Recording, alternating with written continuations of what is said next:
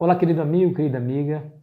Quarta-feira, mais um dia, mais uma chance, um privilégio de nos conectarmos com o céu por meio da lição da Escola Sabatina, estudando a Palavra de Deus, que é o que nos conecta. Obrigado porque você está aí comigo todos os dias e obrigado porque você compartilha. Continue compartilhando.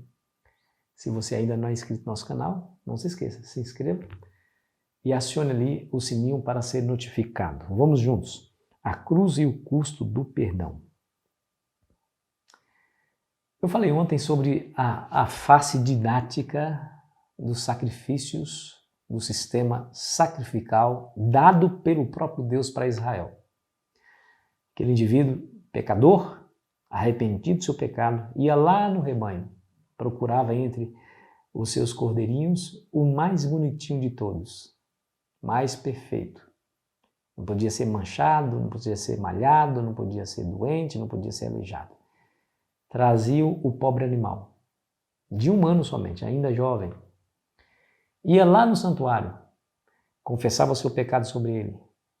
O seu pecado, simbolicamente e espiritualmente, passava para aquele pobre animal. Então ele o abatia, matava a pobre vítima. O sangue era passado nas 4 pontas do altar e derramado à base do altar. Em casos determinados de pecados, às vezes esse mesmo sangue era esborrifado no véu que fazia separação entre o pátio e o lugar santo. E ali o pecado era registrado no próprio santuário. Deixa eu dizer uma coisa para você. O santuário simboliza o governo de Deus. Porque Deus lida com a humanidade do santuário celestial. É lá do santuário celestial que ele trata de todos os assuntos da humanidade. Quer ver?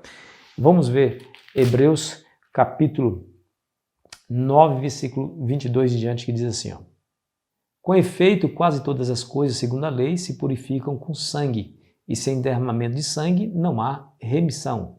Era necessário, portanto, que as figuras das coisas que se acham nos céus se purificassem com tais sacrifícios, mas as próprias coisas celestiais com sacrifícios a eles superiores. Porque Cristo não entrou no santuário feito por mãos, figura do verdadeiro, porém no mesmo céu, para comparecer agora por nós diante de Deus. Você percebe por esse texto que o objetivo de Jesus estar lá naquele santuário é para comparecer diante de Deus por nós, ou seja, ele trata dos negócios da humanidade diretamente do santuário. O santuário é símbolo do governo de Deus. Deus governa-nos diretamente do santuário. Claro, ele é o nosso rei, ele é o nosso Deus, é o nosso criador e, consequentemente, ele é o nosso juiz. A justiça demanda a responsabilidade daquele que opera a justiça de condenar o culpado e libertar o inocente.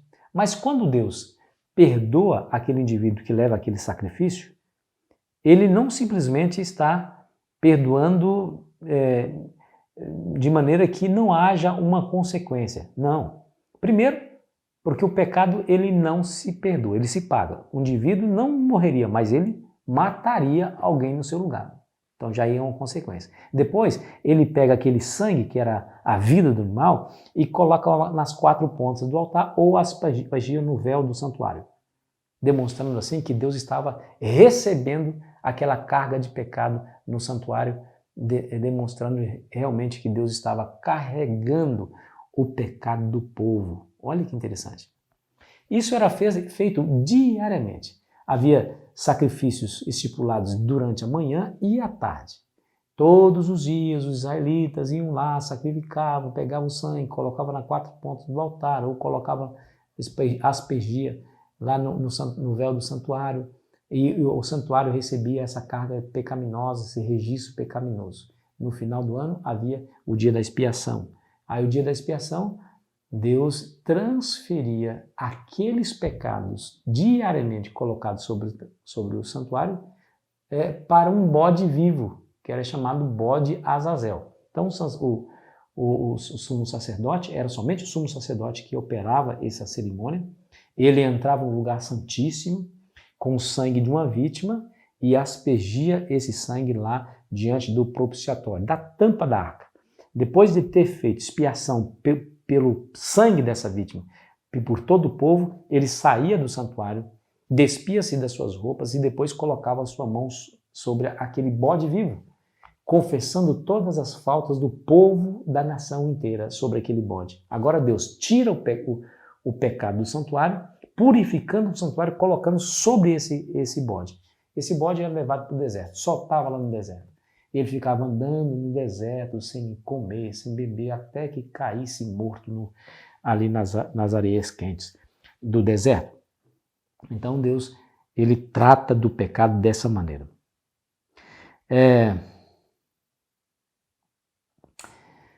Bom, aí você vê esse ritual sendo feito em duas fases. A primeira fase, diariamente, e a segunda fase, como eu expliquei para você uma vez por ano, que ele operava aí a purificação. Você viu aqui no texto que as coisas celestiais deveriam ser purificadas, né? Não foi assim que a Bíblia diz?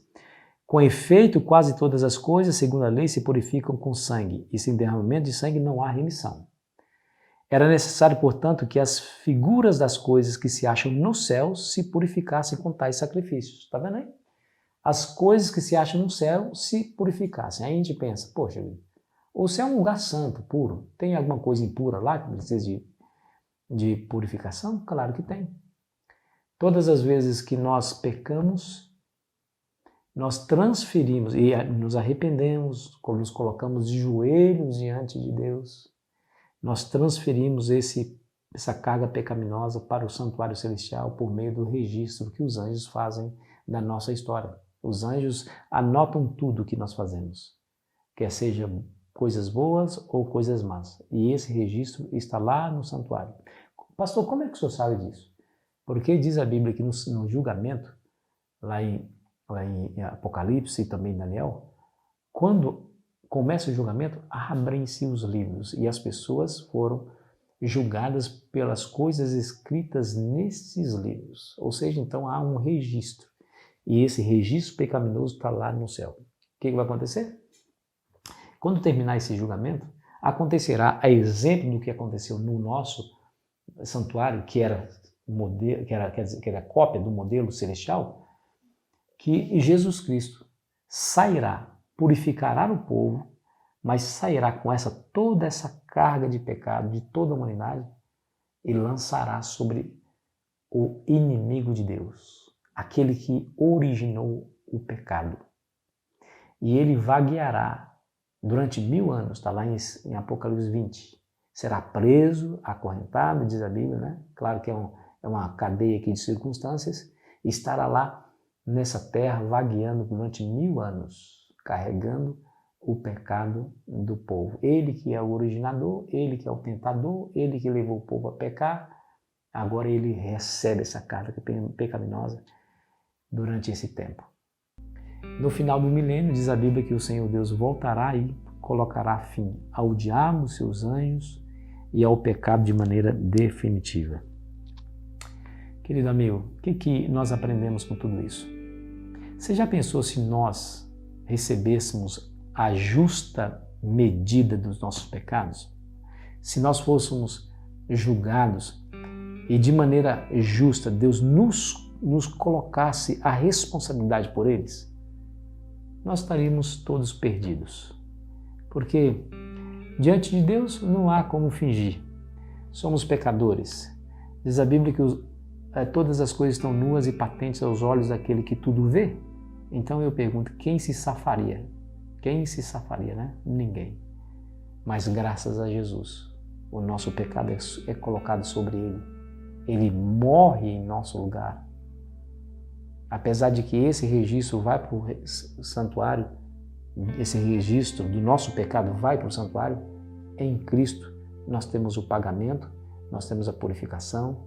Se lá no nosso registro tem lá uma lista interminável de pecados, mas lá no final está dizendo, aceitou a Jesus como seu Salvador, aceitou o pagamento que ele fez na cruz, arrependeu-se, confessou, pediu perdão, e a Bíblia vem, diz que é um carimbo em cima, perdoado, completamente perdoado.